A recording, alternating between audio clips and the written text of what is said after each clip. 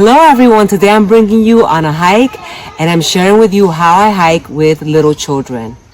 So the first thing is picking an easy hike. So for us, all our children are from the ages of 3 to 12 and we just try to keep it to 3 miles round trip. So it doesn't go over the 3 miles because our youngest one is 3 years old. And we make sure that the hikes are easy. There aren't any cliffs, any steep slopes, and it's safe for them. The next thing I'm going to share with you is what I bring in my backpack when I go hiking with littles. I try to keep it light. They're not carrying anything. They want to be free on the trails.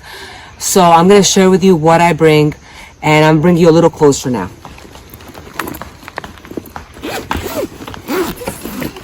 So the first thing is water. So this is a liter of water. We bring 2 liters of water. So I bring a liter of water. My husband's gonna have a liter of water, and we also have a gallon of water in the car to refill these. Another thing that we like to bring is snacks on the trail. So today I have these small protein bars for the kids, and I have bananas. Bananas are very filling, and they love eating them. I also bring wipes. I have bear spray, of course. You know, especially if you're going hiking in an area where there's a lot of bear spray is going to be something you want to bring with you for your safety and for the safety of your children. You can use the bear spray for any animal that's on the trail that's threatening you. Another thing is a utility tool. So it's good to have a utility tool that has a knife, that has scissors, that has all of the basic things that you may need in case of an emergency or in case you need to cut something or do anything. Then I have this little kit in here. I have a few things that I bring in here. Let me show you. So in here I have Band-Aids, because there's always a child that, you know, falls, scrapes a knee. I also have Neosporin. I have this Benadryl itch cooling spray, so if they get itches or if there's anything that's bothering them in their skin, this is really good for us. Then we have bug spray. Always bring bug spray on the trails because there's a lot of mosquitoes, a lot of bugs on the trails, and it will really improve your hiking experience. Another thing that I have here is hand sanitizer if the children want to sanitize their hands before eating a snack. Or I find that putting hand sanitizer a little bit on a mosquito bite really helps. I also have tweezers. Tweezers are great to have, especially if you get a tick on one of your kids or if you want to pull a splinter out. Tweezers are going to be the only way that you're going to be able to do that. So tweezers are really important to have with you. I also have allergy meds. I have this Claritin for children, so if they start sneezing or coughing or anything like that, it's good to have that on the trail. So if you have kids with allergies, it's good to have any allergy meds with you. And that is basically the little kit that we're using here. And it's really simple, it's really light. So that is all we have on my backpack, and it's pretty light. And again, we're not going to be going on a very long hike. It's going to be below 3 miles. I also make sure that I go early in the morning. You want to make sure that night doesn't fall upon you, that you're not waiting until it gets really dark. And if you are anticipating hiking in the evening time, you want to make sure that you bring some type of headlight or some type of flashlight with you, because the worst is to get stuck on a trail and be in the dark. All right, so now I'm going to bring you along on the trail today with me and my children and show you some of the fun things that we do on the trails. Let's go. All right, so here we are in Craggy Gardens, North Carolina, and this is an easy hike for children. It is 1.2 miles round trip.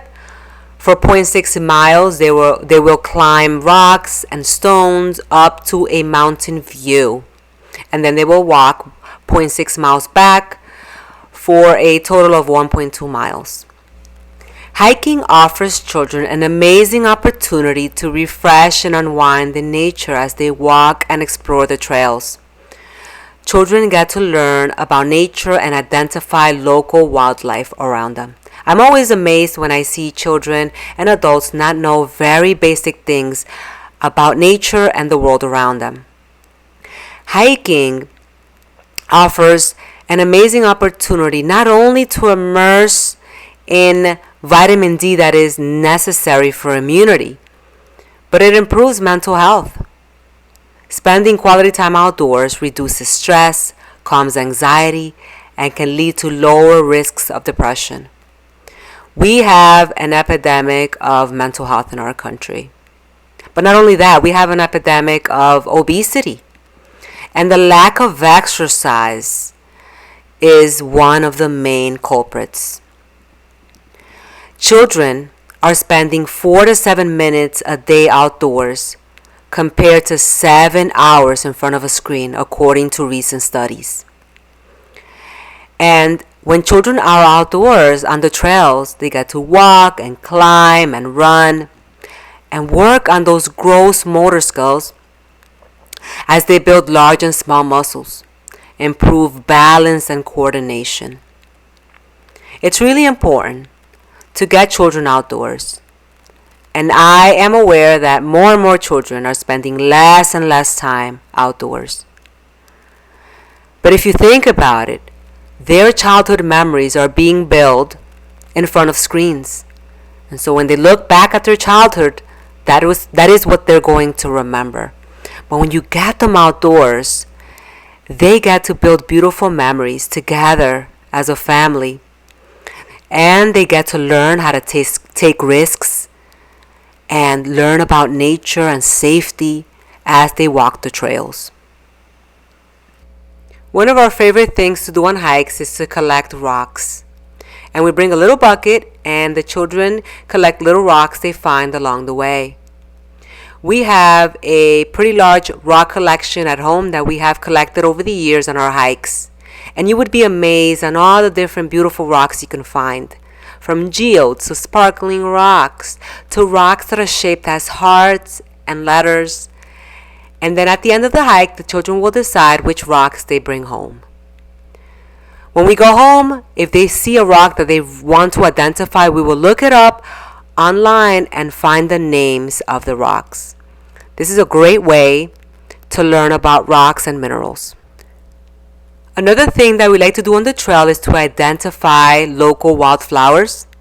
This is the whitewood aster flower. There are fields of these flowers here on this trail. And we have been able to learn how to identify different flowers over the years of hiking. Here is the cutleaf coneflower.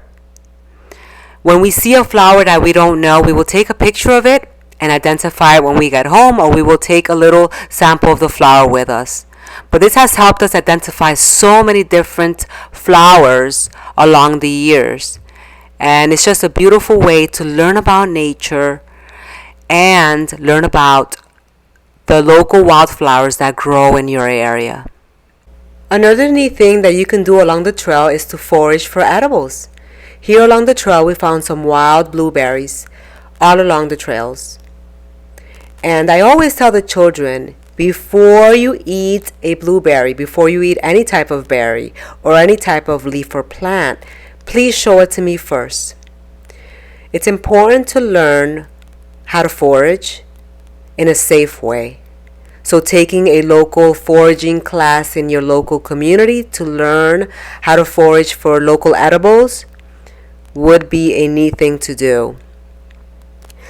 One way is to look at the foliage, look at the leaves. For example, the blueberries have a lot of different lookalikes. And there's one poisonous lookalike to the blueberry, which is called the deadly nightshade. But when I want the children to learn what the blueberries look like, I will show them a leaf and I will show them the blueberry for the little ones so that they can be able to identify them. I always tell them, no eating berries on the trails unless you show mom, because there are some poisonous ones that look like the berries, like the deadly nightshade, for example. But it is just educating children so that they know. Another thing we like to do is to identify trees along the trail. So we'll look at the leaf, and that way the children can find more trees that have the same leaf. And my children have been able to learn to identify so many different trees as we walk the trails and as we hike. And a lot of different wildflowers they'll know by memory. If we have a tree that we cannot identify, we will bring a leaf back home and look it up on the internet, or we'll look at our different identification guides that we have at home. We have different charts as well that we use for identifying. Another wonderful tree that we found was the rhododendron, and they were all along the trail. They bloom beautifully in the spring with purple flowers, and the children were able to look at the leaf and be able to identify more of the rhododendrons along the trail.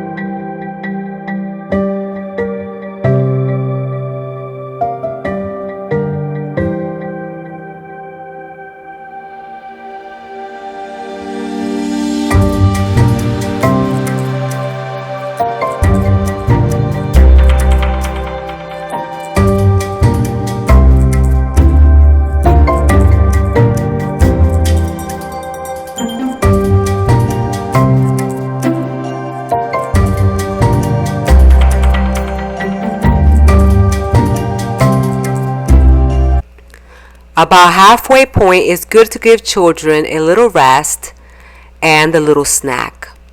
Today we brought some protein bars, some bananas, some water. Little children get tired very quickly, they get hungry very quickly, and they will make their trip a little bit more rewarding if you just take a little time to sit down and relax halfway through. In this particular hike, there was a beautiful mountain view halfway there, but if you don't have that view, you just pick a halfway point to have your snack and to have a sit down time to rest, and then you head back again on the trail.